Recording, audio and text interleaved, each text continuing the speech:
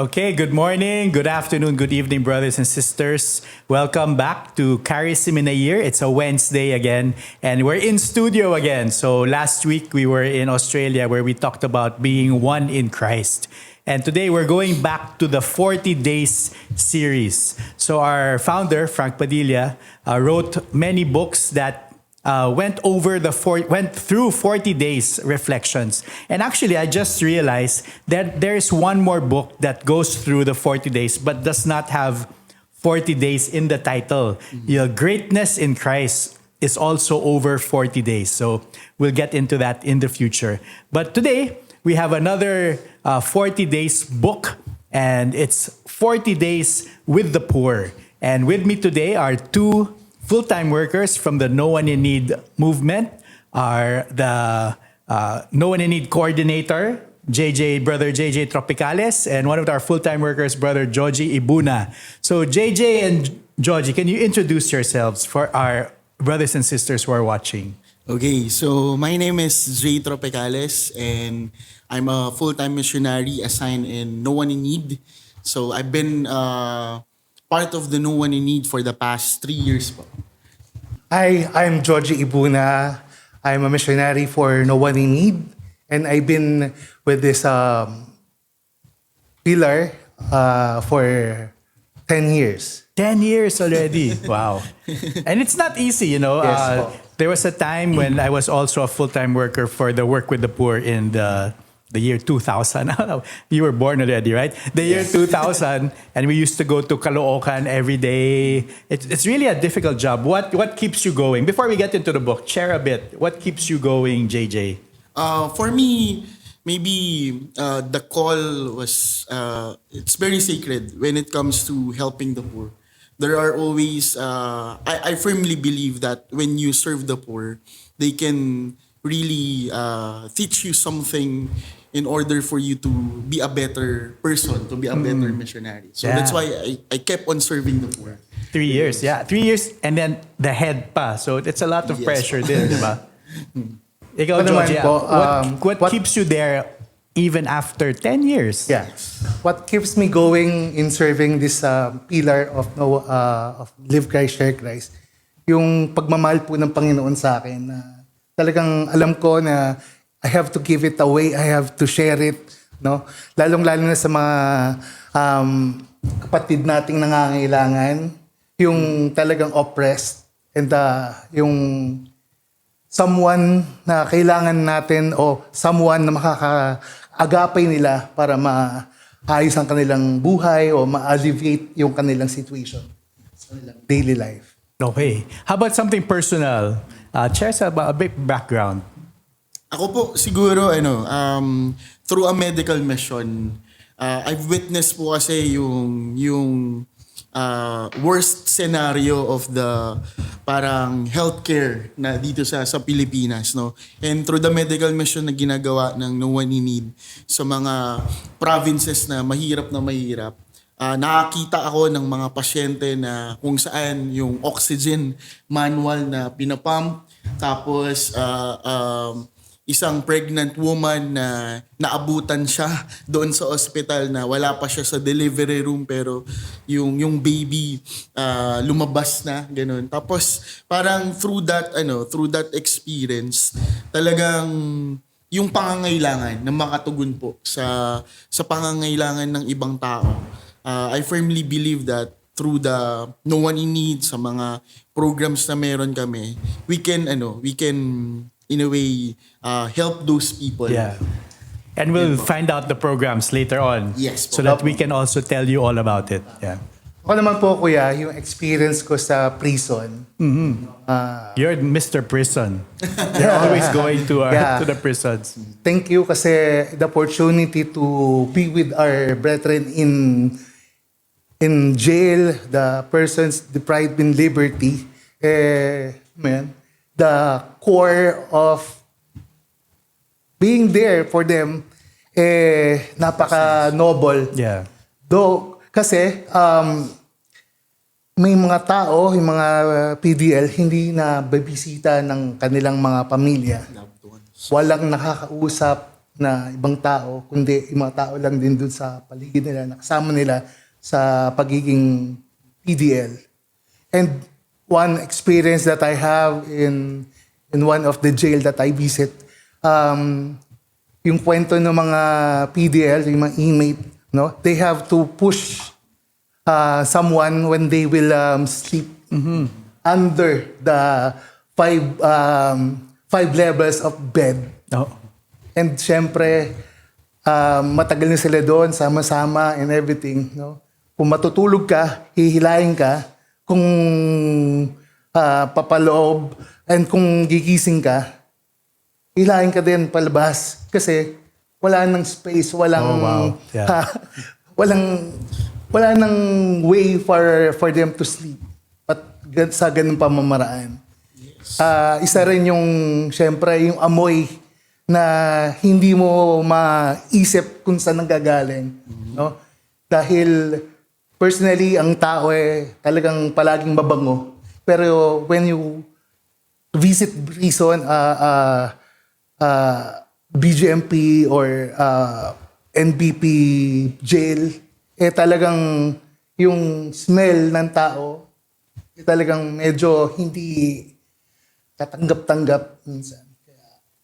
I feel them. I feel the need to be with them, to be there, na makita. To give them hope. To give them hope and the presence of a brother Yeah. or a brethren in these situations. That's great. That's great to hear about that. Kasi, well, those in the US, Canada, Europe, they have no experience. Yung jails doon, iba Parang yung nakikita mo sa YouTube, parang resort na. Yung iba, diba? Well-maintained Tama. and all these things. So, ibang klase talaga dito. So, okay, let's get into the book. So, the book is 40 Days with the Poor. And it's dedicated to the poor. Thank you for the privilege of serving Christ through you. It is definitely our privilege to serve Christ through serving the poor. And have you experienced that? Do you see Christ in them? Yes. Yeah, of course. Definitely. Of course. Every time, every mission, kuya. Oh, okay, let's go. Well, the first part of the book talks about the 40-day series. So, Moses remained in Mount Sinai for 40 days. Jesus fasted for 40 days and 40 nights. And after Jesus' resurrection, he appeared to his disciples over a period of 40 days. So you don't need to wait till Lent to do the 40-day series. It can actually be any time. So we just finished Lent. We went through the 40 days and the different guests that you will see went through the different 40 days. But any time during the year, let's say you're going through something, maybe you have a new service with no one in need, or you just want to know why are we so into working with the poor, you can just get this book and go through the 40 days at any time. Okay, so we'll go right into it. The introduction. So poverty is a terrible scourge in the world today, and majority of the population of the world is poor, but poverty is not according to the will of God. So we need to realize and understand that, people say, why does God allow it? But really, it's not part Will of God. It's not part of the will of God. What do you think about that? Why are there poor? What do you think? Well, for me, it's about, kuya, with the decision. Every human individual has its own freedom and free will na piliin kung ano yung mga bagay na kung saan makakabuti para sa kanila, no? And I firmly believe na yung mga tao, dahil sa kalayaan na meron tayo, minsan dahil nga sa kakapusan or sa pangangailangan, minsan hindi natin napipili kung ano yung kalooban ng Diyos sa buhay natin. That's why nag-end up tayo doon sa sitwasyon na hindi kalooban ng Diyos para sa atin. Kaya tayo naghihirap. Yan. Sa akin naman po, yung circumstance ng society. Kasi, yung thinking ng tao, I should have this, I should have that. No? Mas marami sa akin, no? Hindi ako magbibigay kasi kulang pa ako. May gusto pa akong kunin, may gusto pa akong abutin, no? Yung pagiging greedy, yung pagiging sakim ng tao sa hindi pag-share ng kanyang natatanggap, yung wealth, yung kung ano man meron siya. Kaya there's poor, no? Kulang na kulang ang pagbibigay, no? Mas maraming gustong tumanggap kaysa magbigay. Tama. Tama. Both are, I agree with you both na one is personal choices din natin and sin because of sin. It's not sin is not part of God's plan, but we have fallen into sin, and so the devil wants to take us away from the Lord, diba? So it shows in the way we live our lives, and also selfishness of people. Tingnan mo lang mga politicians that are in Ghost Project, flood control, diba? Billions yun, diba? What if that went to helping the poor? We would be a better society. We would be like our Asian neighbors, but hopefully one day we will get to see true service. That's our prayer. It's our prayer, hopefully. Okay, so there are 40 days. Someone asked me kasi one of the past episodes, why do you ask what is your day 1, what is your day 2? So there are 40 days in this 40 days with the poor and all the other 40 days books. And I asked them to pick 4 days each, which are the 4 days that stood out to them. So that's what they will talk about. So Brother JJ, what is your first day? Okay po. Sa akin po, yung first day ko ay yung day 6, which is, ang title po ay God Provides for the Poor. And it's very timely na sa sitwasyon po ng society natin ngayon, ng mundo natin ngayon, nandun tayo sa sitwasyon na kung saan tumataas yung mga bilihin, 'di ba? Yung nag-i-increase ng yung mga gas at mga diesel, gano'n. Pero na-stuck po kasi ako na kahit na pinagdaraanan natin ito, merong promise na sinasabi si Lord, si God sa atin that He will provide for us, that He will provide for the poor. Sabi nga po dun sa Psalm 68, chapter 68, verse 10 to 11, you poured abundant rains, God. You will establish it in your goodness for the poor, O God.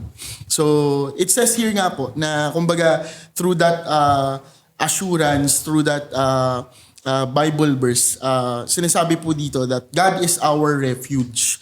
And our refuge provides shelter and protection in times of difficulty. And the poor are indeed in extreme difficulty, but they have God to turn to. For you have been a refuge to the poor, a refuge to the needy in their distress, shelter from the rain, shade from the heat. So, nandun po yung assurance that the Lord will be with us, will provide for us kung ano man po yung mga pangangailangan natin, no? Pero sa practical na tanong at kaparaanan, pwede pong sinasabi kasi na, but how does God provide? Yes. Paano ba magpo-provide si Lord para sa atin? So, sinagot din po dito sa Old Testament, sinasabi po na miraculously, in the case of quail and manna, nag-provide siya dun sa mga sa desert, diba? Ng manna. And then, dun sa multiplication of the bread, diba? Ang daming mga tao, pero God made way para mapakain lahat-lahat ng mga tao doon sa mountain na naghihintay sa Kanya, na naglulong sa Kanya. And in a practical way, sabi rin po dito, nagpo-provide si Lord. Usually, naghahanap siya ng mga tao para maging instrument na makapag-provide siya sa mga taong higit na nangangailangan. So just like the ideal wife of the Proverbs, no? Hindi lang siya nagpo-provide for her own family, pero iniisip niya rin po na i-extend yung kakayahan niya to help other people in need, hindi lamang para sa pamilya niya. Yeah, ang ganda nun. The poor are always with us. That what our founder said, and what we know from the fact looking around. And God, how does God provide for the poor? There can be miracles, but it really also depends on us. Yes. We also have to be that tool to help provide for them. Tama po. So that's one eye-opener for all of us na they're poor there around us. We need to do something about it. We need to be that instrument of God providing for them. Okay, Georgie, what is your day 1? At sundan ko po yung mga sinasabi nyo. Ako po napili ko po yung day 4. Day 4. As my day. No? God hears the poor. No? Palagi na sinasabi sa atin na ang kapatid nating nangangailangan ay palagi dapat tulungan. No? May isang nabasa ako or narinig akong homily ng isang bishop. No? You cannot preach to an empty stomach. Mm-hmm. You cannot give or you cannot evangelize the hungry. When the poor prays, syempre, pagdadasal nila yung sana makakain ako ng 3 beses ang araw, sana ma-provide ko yung pag-aaral ng aking anak, sana bukas may pagkain kami. No? God hears them. No? Tulad nga po yung sinasabi nyo, dun sa day 6 na God provides the poor. No? And when God hears the poor, no, tinatap po niya yung mga tao Yes. na sumusunod sa Kanya. And that's why, pagka, sabi, miracle po yung mga nakikita o na nangyayari na isang pamamaraan ng Panginoon para masabi doon sa mga mahihirap na naririnig ko kayo. And how miraculous is that? Pagdadala siya ng isang tao or ng isang organization para magtulong o Like tumulong. no one in need. Like no one Yeah. in need po na talagang we go to know what they need. No? Kasi minsan mahirap pong you provide something na hindi nila kailangan. No? Sabi din po dito, no, pagka hindi mo ginawa yun, no, as a brethren, as a Christian, no, follower of Christ, nagkakasala ka. No? Nagkakasala ka. And para masabi dun sa ating mga kapatid na naririnig ng Panginoon ang kanilang panalangin, no? They sent us. God sent us to help them minsan hindi natin alam pa paano, pero being there, giving them something, masasabi na God hears the poor. God hears the prayer of the poor. Yan. So when the poor cry out to the Lord taps us, sabi nga ni Joji, to do something about it. So if the Lord is tapping you to do something, you have this desire in your heart to help the poor, that's the Lord using you as a way to answer their cries, answer their prayers. So don't ignore it. Okay? Yes. Yung day 1 ko is day 2. Confusing ba yung day? Anyway, my first choice, yun na lang. My first choice is day 2. The poor are with us. In Matthew 26 verse 11, the poor you will always have with you. So God created a world of abundance. And in the beginning of time, the abundance of the created world was at our disposition. But today there is massive poverty, especially in the Philippines. Just look around. Why? The basic reason is sin that came into the world and destroyed God's perfect order of things. So the poor we will always have with us because we live in a sinful world where there is injustice and oppression.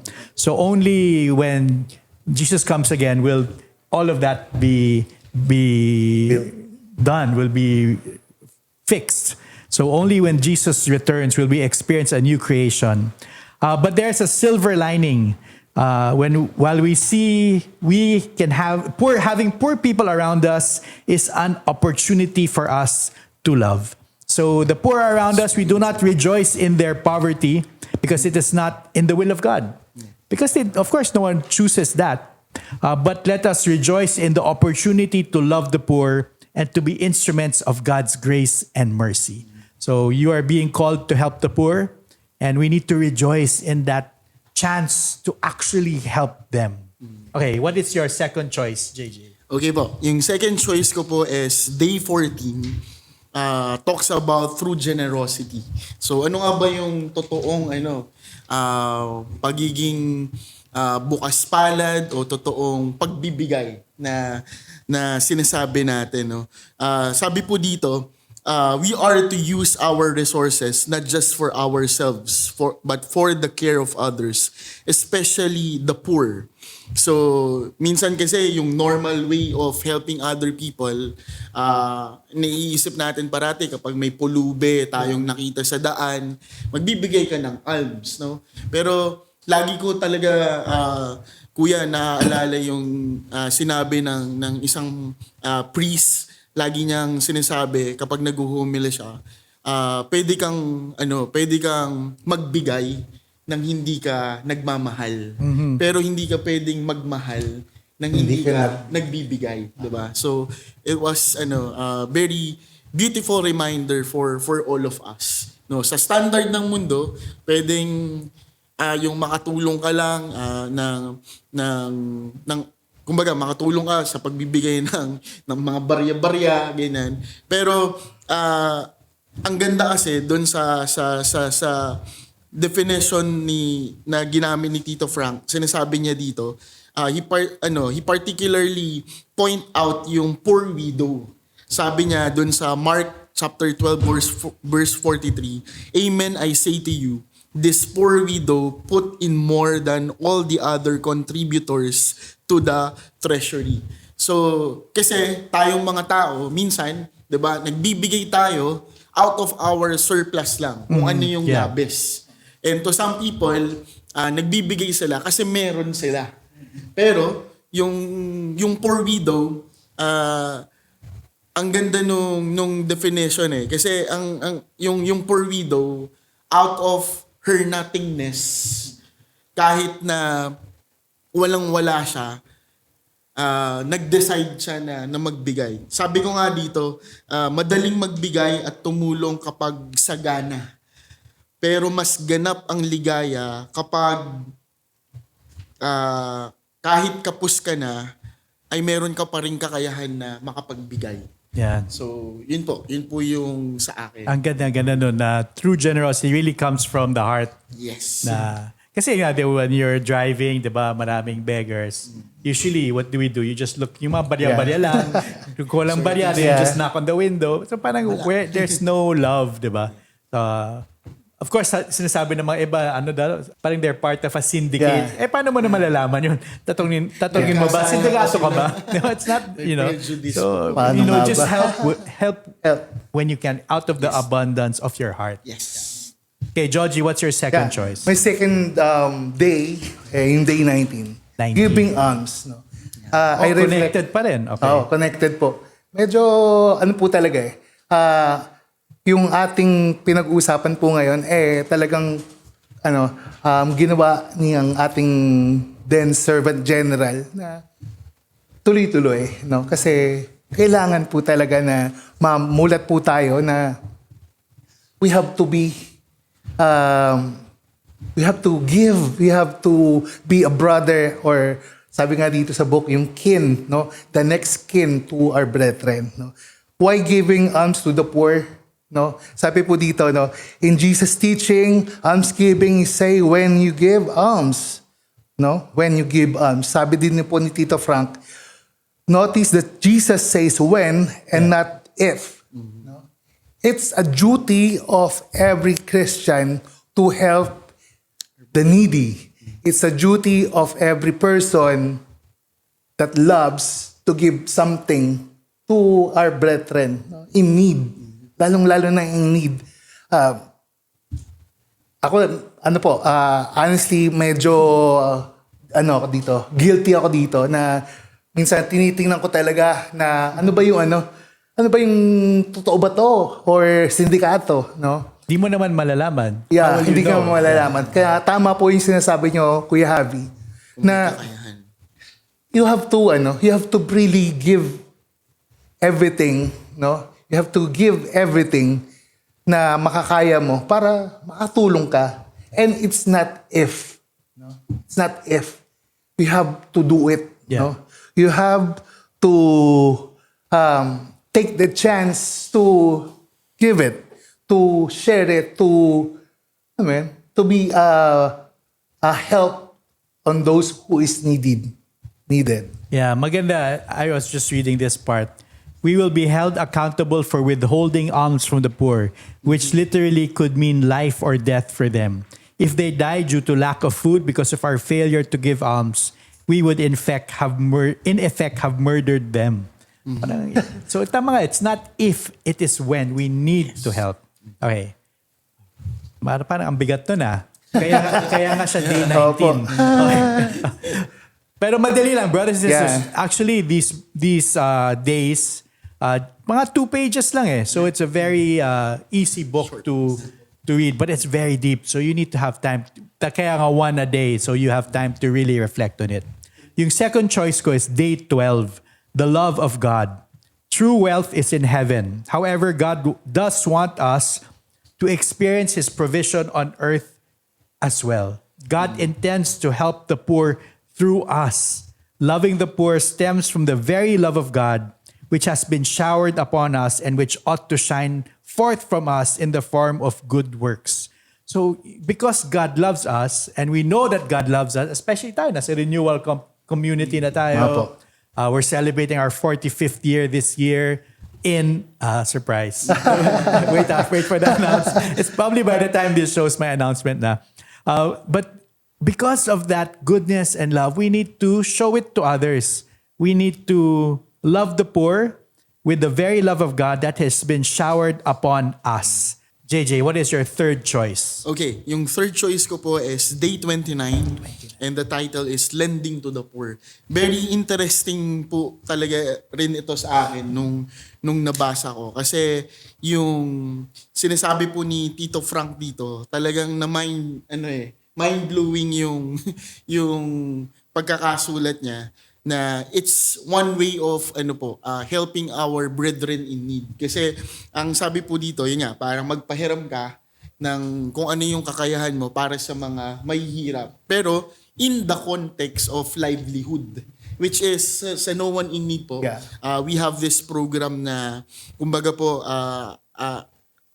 parang naalala ko nagpapahiram tayo before ng puhunan para sa mga manicurista, para sa mga barbero. Tapos once na kumbaga bawi sila doon sa naipahiram natin ay pwede nilang maibalik, no? Pero sa sinasabi po dito doon sa Deuteronomy chapter 15 verse 7 to 8, sabi po dito, if one of your kindred is in need in any community in the land which the Lord your God is giving you, you shall not harden your heart nor close your hand against your kin who is in need. Instead, you shall freely open your hand and generously lend what suffices to meet that need. No. So nandun na nga tayo sa pagtulong.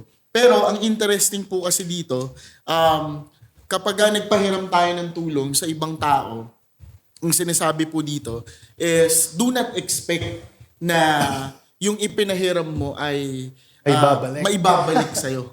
Kapag sabi nga po, kapag daw yung ipinahiram mo ay hindi bumalik sa'yo, pero yung taong pinahiram mo naman ng tulong ay ginawa naman yung lahat para siya ay makaalwan sa buhay or para maibalik nga yung naipahiram mo na tulong. Kung hindi niya yun maibalik, considered it as almsgiving. Diba? Yun yung sinasabi. Pero kapag din daw po nagpahiram tayo sa mga kapatid natin na nangangailangan, sinasabi rin po dito na wag mong parang wag mo nang tubuan, wag nang magkaroon ng 5-6. Sabi po dito, consider the so-called 5-6, hindi po 6-7 or 6-7. Millennial. Where one borrows 5 pesos at the start of the day and pays 6 pesos at the end of the day, no? So, kumbaga po, basically ang sinasabi lang po dito, kung tayo ay tumulong sa mga kapatid natin na nangangailangan with all their efforts na ginawa naman nila yung lahat para makabawi or para maibalik. At kung hindi man yun tumubo at kumbaga dahil sa kakapusan sa buhay at nagkulang sila, you considered it as your almsgiving to them. And syempre, tayo, kung may kakayahan pa rin tayo, katulad nga nung true generosity na pinag-uusapan po natin kanina, kung meron ka pa rin kakayahan na tumulong at hindi sukuan yung taong nangangailangan na yun, just be there. Kasi sabi rin po dito pala, ang tweak is, whoever cares for the poor lends to the Lord. Ibig sabihin, yung tulong na ipinahiram mo sa ibang tao ay tulong din na ipinapaabot mo sa Diyos. So, ang pinakang reward nito, kung hindi man maibalik ng taong tinulungan mo, yung naitulong mo sa Kanya, yung ibinigay mo sa Kanya, ang promise ni Lord, it is God who will pay back the sum in full. No? Pwedeng hindi man siya materially or yung monetary na tulong yung maibalik sa'yo. Pero for sure, the Lord will pay us back sa iba mang kaparaanan na pwedeng maitulong yun sa atin ng Panginoon. This is revolutionary. I didn't read this day, pero parang I tabbed it. Kasi this is a revolutionary way of thinking. Biro mo, livelihood, diba? No one need livelihood. Usually, you're always expecting, sige, bayaran mo. Yung whatever yung binigay namin sa'yo, bayaran nyo kami with interest. But this is saying, no, just give. Train them, give them the opportunity. Teaching them how to do it. Now, if it fails, then consider it alms. Yes. We did our part, you did your best also. Yes. And I think that's very revolutionary. So, nakatab siya. Let me think about this even more. Okay, Joji, what is your third? Sa akin naman, sunod po nung 1920, no? Giving freely and with joy. No? Kasi kung nagbibigay ka naman lang ng alms, no? Dapat talagang bukal sa puso mo, no? Yung sakripisyo mo na magbigay, hindi dahil gusto mo lang silang, paalisin na para hindi ka na mabother, no? Paalisin lang sila para masabi na, nagbigay ka. Eto na, sa'yo na to, everything, no? Kung ganun lang, sabi dito po sa Day 20, kung ganun lang yung iyong nararamdaman na nagbibigay ka lang dahil para mawala lang sila sa picture mo, sa presence mo, parang hindi tama. Hindi kalugod-lugod sa Panginoon. No? Really given, no? Katulad nga po nung sinabi ni Brother JJ kanina na in lending, no? In giving, you have to, or you should not wait for return. In giving, lalo na in giving something na variable sa'yo. Kunyari, you're giving a house and lot. Kunyari lang po, no? House and lot. How do we sign up? Kunyari, house and lot. No? Para maalis sila sa situation nila. No? You should be free and with joy. Dapat bukal po sa ating puso. Kasi minsan nga, bibigay ka lang kung ano yung barya mo, no? Kung ano yung mo. Pwede mong maibigay lang on that time.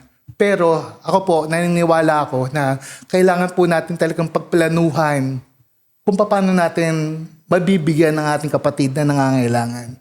No? Hindi lang po yung basta-basta na, ito na. No? And one thing din po, yung livelihood, no? Sabi nga ni Brother JJ po kanina, teach them how to fish. No? Kasi minsan po, no, mas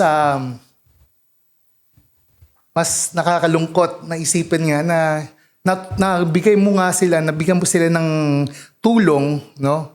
Hindi mo nila nagawa o nagamit sa maayos sa pamamaraan. So, if you are giving something freely and joy or with joy, kailangan mo ring may component, no? Ganun din po sa No One in Need, no? When we help our brethren in need, kung kunyari sa lapis at papel, no? We are aiming na they use the school kit to help them to learn, to study more, and to give them the chance to have something to use. So, if we give our our something to our brethren, should be freely and with joy. Yeah. So just realizing no na working with the poor, all our work with no one in need, you really need formation. Yes po. For the part of the givers, Yes the ones po. who serve. Yes. Yeah, parang it's not just something you can just, well, of course you can volunteer, but you also need to realize all of these things that are being said here. So, ang dami palang gagawin. Okay, my third choice is day 22, life, not death. Almsgiving is all about being saved from death. Helping the poor is, first of all, a matter of life and death. Certainly life and death for the poor, but more especially life and death for us. If we do not help them, or if worse, we oppress the poor, we shall surely die. Imagine, it's not only, we don't only need to help, but if we end up oppressing them, it's going to be even worse from us. Almsgiving saves us from the flaming fires of hell. And our founder talked about Sodom. Sodom was prosperous and its inhabitants were very well fed. They did not help the poor in their need, so God rained fire and brimstone on them and destroyed the city. By ignoring the poor, they became proud and ultimately fell into sexual perversion and perished. So almsgiving, helping the poor, makes us go out of ourselves and saves Yeah. us from damnation. Sacrifice nga po. Oh, sacrificial. Oh.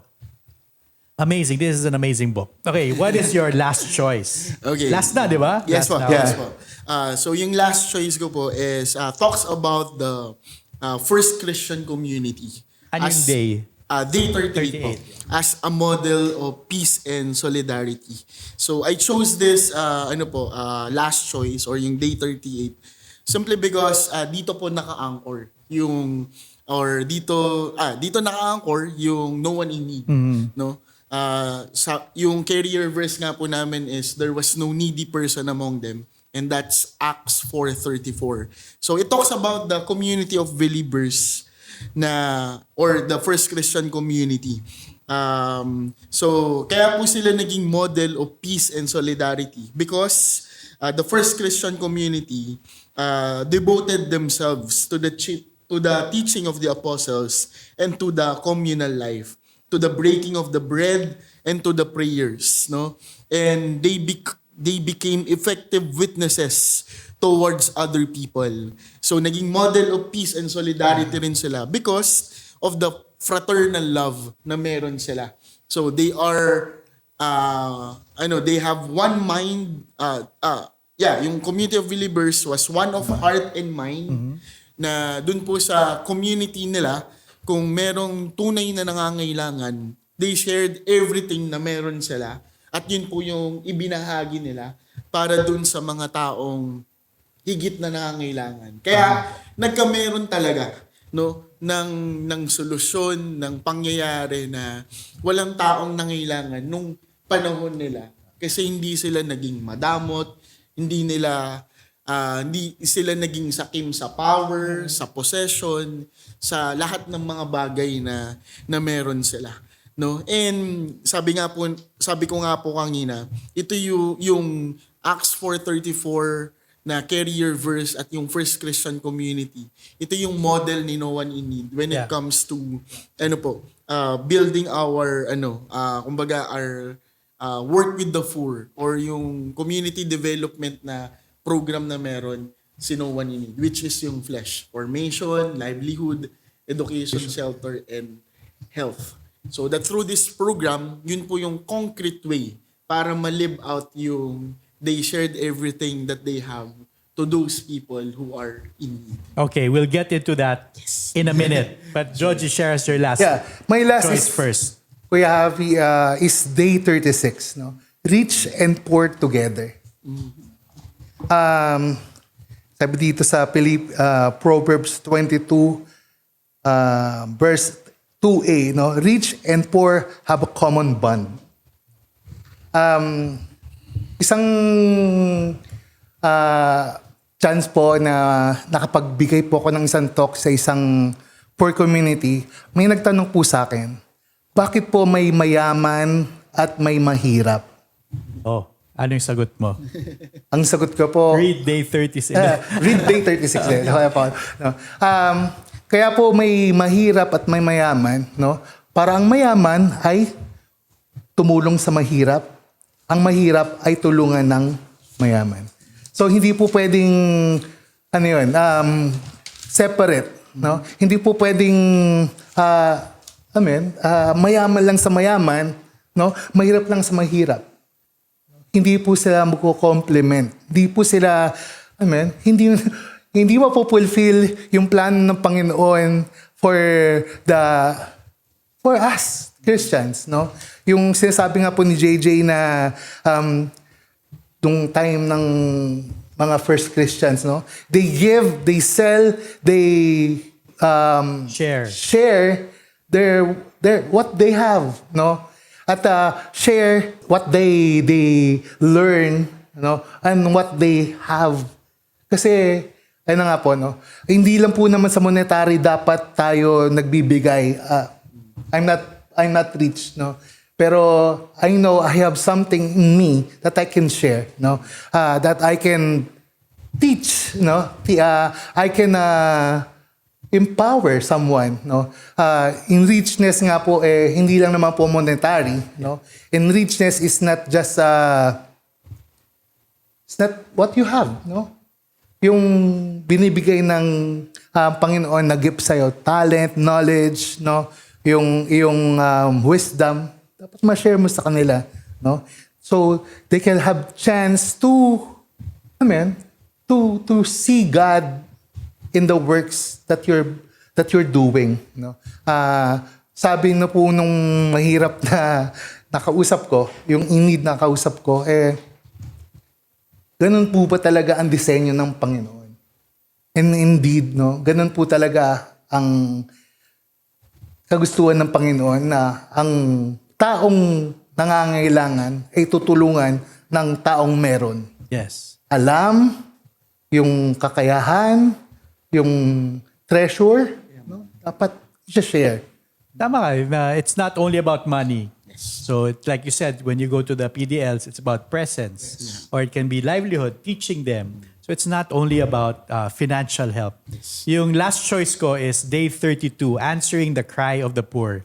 The poor are crying out all around us, but the world does not hear them. But be warned, he who shuts his ear to the cry of the poor will himself also call and not be heard.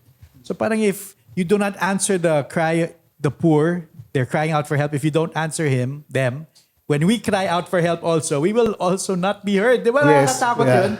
So we need to help.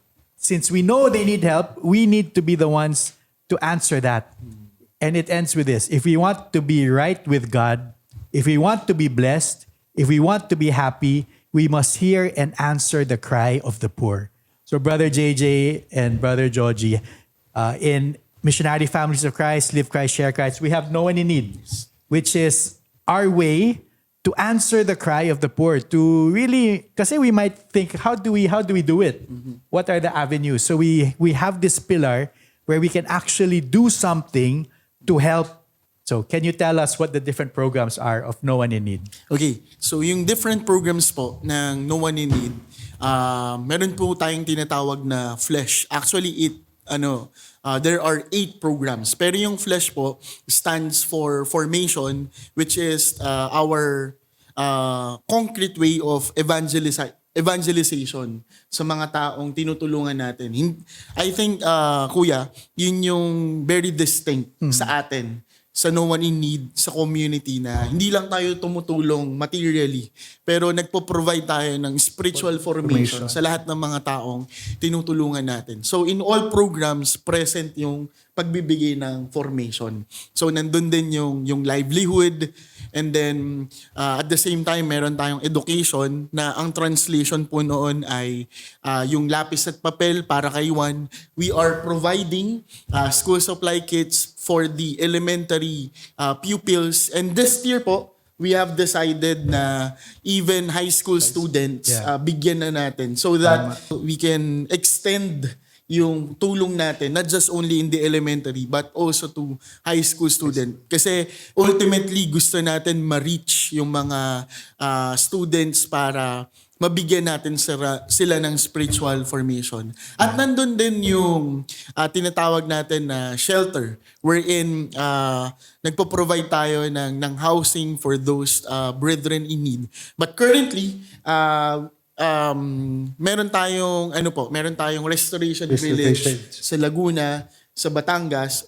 It's still active, no? And yung First Christian Community na model natin, and we are trying to, implement yung paraan ng pamumuhay nila sa mga restoration villages na meron tayo. And kung meron man tayong mga kapatid na nangangailangan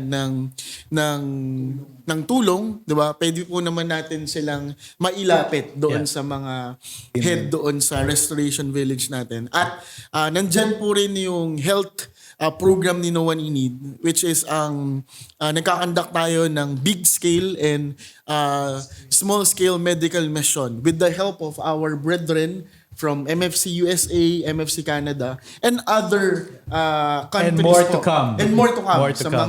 Sa mga community members natin na nandun po yung passion. So, and alam naman din po natin na yung Philippines, dinadaanan tayo parati ng bagyo. Kaya nandyan din po yung disaster response po natin, wherein we are helping our members in the community and our partners sa pamamagitan po ng pag-provide ng food packs para sa kanila or shelter repair kits. Nandyan din po ang restorative justice, wherein our MFC servants are very active in helping us sa pag-implement ng mga spiritual formation. Again, not just only a tangible help para sa mga PDLs, pati yung warden. Bibigay po tayo ng servant leadership formation. Kasi they must be included as well. Hindi lang po yung mga PDL. Institution talaga po. Institution talaga. Lastly po, yung program ni No One in Need is, nandyan din po yung migrants. So pagbibigay po ng program for the migrants, no. So it's spiritual formation din po na kung saan kinikater natin yung mga migrants na mga kapatid natin in the community. Thank you. Thank you, Georgie. Thank you, JJ. To get more information, go to their social media pages. No One in Need. Just look for them on Facebook and everywhere else that there's social media. But I was just thinking about it kasi 'di ba, in MFC we have tithing, so 10%.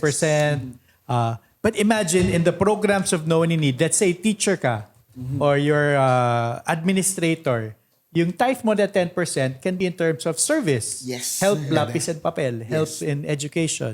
If you are a business owner, you can help in livelihood. If you are a health professional like the medical mission volunteers, you help in medical mission. If you are in construction, architecture, help in shelter. So no matter what your job is, your occupation is,